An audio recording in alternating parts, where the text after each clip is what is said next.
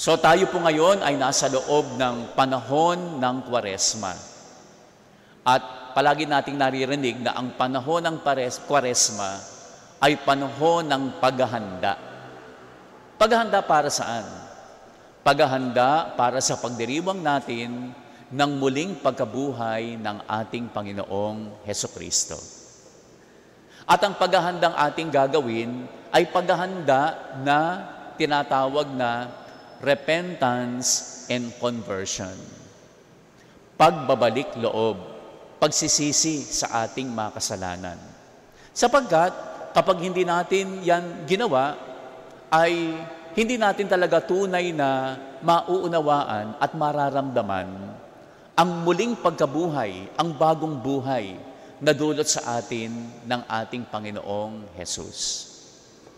At tama-tama sapagkat yung ating ebanghelyo ngayon ay tungkol sa repentance and conversion.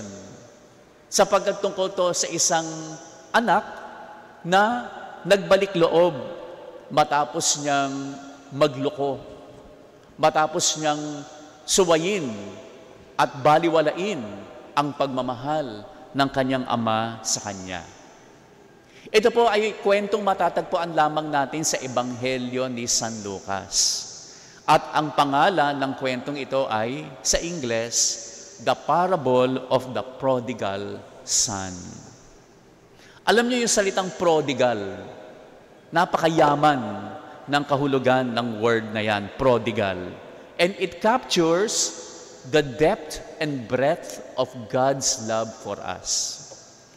Sinasabi nito ang lalim at lawak ng pagmamahal ng Diyos sa atin. Alam nyo, sa wikang Ingles, yung salitang prodigal, ang meaning nun ay extravagant. Extravagant.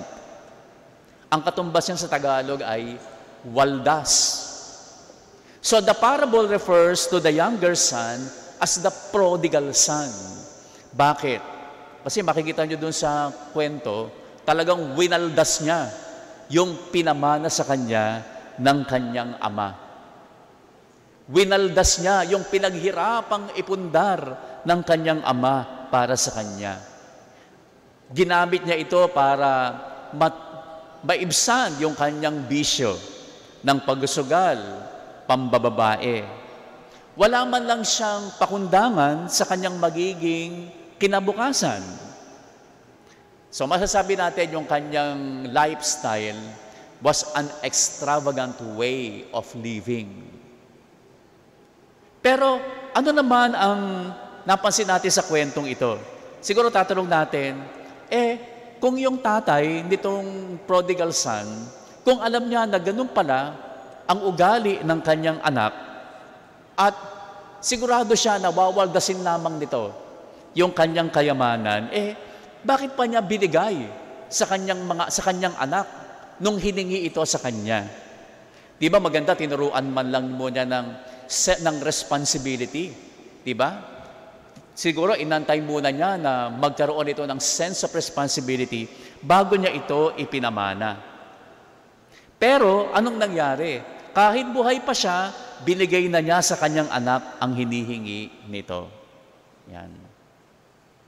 Anong ibig sabihin nito? Alam niyo, sabi nila, yun daw salitang prodigal ay pwede i-apply hindi lang dun sa anak, kundi pa dito sa tatay nito. Pwede natin sabihin yung tatay waldas din. Di ba? Pero ibang pagkawaldas. Ang pagkawaldas niya ay waldas siya sa pagmamahal. Wastefully extravagant way of loving. So makikita natin yung kaibahan noong wasteful extravagance noong younger son at yung wasteful extravagance noong tatay. Yung anak, wala siyang karapatan na waldasin yung kayamanan na hindi naman niya kinita at pinaghirapan. So, in giving naman the younger son the inheritance, siguro masasabi din natin, yung tatay, sinayang din niya yung kanyang pinaghirapan. Di ba? Pinaghirapan niya yan eh. The father can do anything with his money because it was his anyway. So pwede natin sabihin yung tatay, meron siyang karapatan na waldasin yung kanyang perang pinaghirapan. Pero yung anak, hindi, ala siyang karapatan.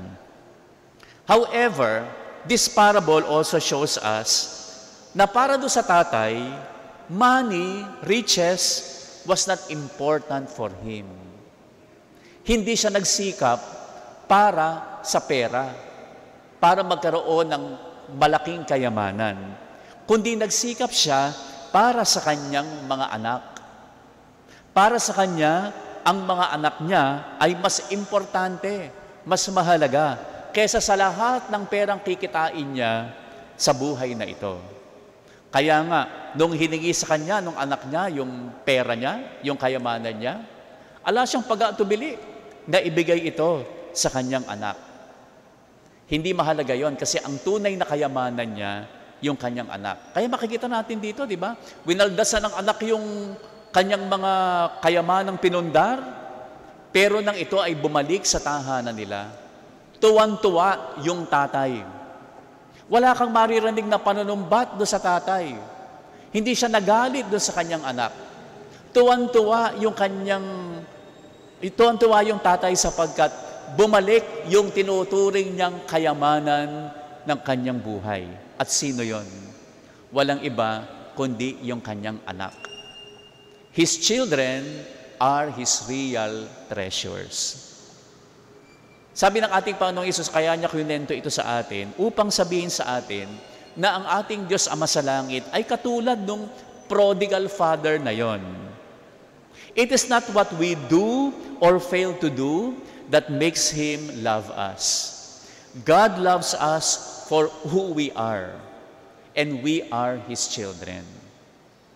Mahal tayo ng Diyos. Walang hanggan ang pagmamahal niya sa atin, hindi dahil sa may nagagawa tayong ganito o ganyan. Mahal niya tayo sapagkat tayo ay kanyang mga anak.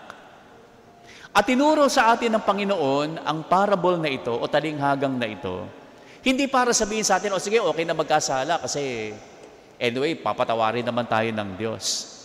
The point of the story is that God's prodigal love calls us to love as God loves. Pinapakita sa atin ng Panginoon, paano ba ang magmahal tulad niya? Sapagkat the more tayo ay nagmamahal na tulad niya, mas lalo tayong kinakalugdan ng Diyos. Yun ang point ng story. Kaya nga, Jesus invites us to place ourselves in the shoes of the younger son. Remember, diba, sa prodigal son dito sa ating parable ngayon, narinig natin na noong maunawaan at mapagtanto nung anak na nagloko, na how foolish and stupid he was, ang naalala niya, yung kabutihan, yung nag-uumapaw na kabutihang loob ng tatay niya, na mahal hindi lamang siya, kundi kahit yung mga alila nila, maganda ang pagtrato niya sa kanilang mga alila. No? So, kumbaga, nagbalik loob yung anak, hindi dahil sa wala na siyang pera. Hindi lang naubos yung kanyang pera. Nagbalik loob siya dahil alam niya, mag-uumapaw ang pagmamahal na mararamdaman niya sa kanyang ama, pagbalik niya ng kanilang tahanan.